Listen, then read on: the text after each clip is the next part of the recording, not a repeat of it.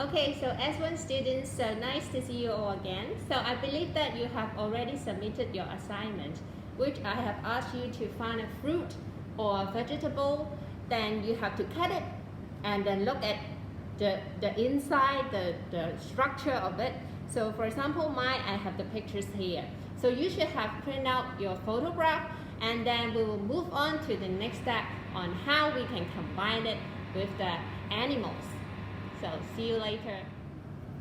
Okay, so students, as we have learned about surrealism, so in surrealism, there are many artists, they like to use some objects or fruits or animals to combine them into a very dreamy scene.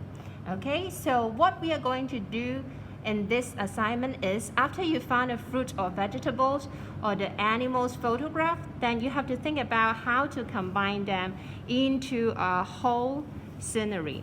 So besides these two basic images that you have to, if you like, then you can find more characters or interesting features that you are going to put in your scenery. So for example, here I would like to show you my draft here. So as you can see, I have picked the bird here as my main subject. And then if you look at it closely, for the wing here, I have combined the inner part of the onion. So you can see the curved line it formed. I found it very beautiful. So I have combined it into the wing of the bird. And then afterward, for the other parts, then I have to think about, so what scenery or what features I would like to add in this forest, because I'm dreaming about, maybe my story is about an adventure that the little man is going to go to a forest to find maybe a utopia in the world. So I have found out different features or maybe character that I like, okay, or some very special images or more scenery that I can involve in my drawing. So find it in the internet so that you have more resources that you can use in your drawing.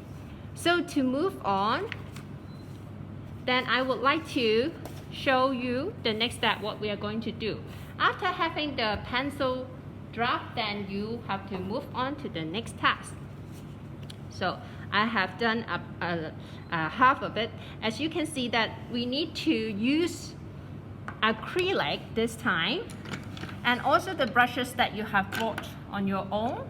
And also you can buy Chinese calligraphy pen at the stationery shop. Okay, it's very useful. And then you just get a cup of water, then you can start your work. So what you need to do is you have to shade the area into black as a base. Okay, for acrylic, we don't need to add too much water, just a little bit. So you can see I just tip the brush into the water and get some acrylic. So, and then for the bigger area, the larger part, then you can use a bigger brush to paint on it. So you can see that if you would like a sharp line, then you have to be very careful about it. And then use the edge of the brush to draw those tiny area. So for example, this very thin branch that you can use. The other material may be the calligraphy pen. So for those tiny parts, like the mushroom here, the lines are very thin, then you can use it. First of all, outline the area that you are going to color. So it will be easier for you to use the calligraphy pen to draw the small area than the brush. So for example, if this part you need to color it, then you just color it into black.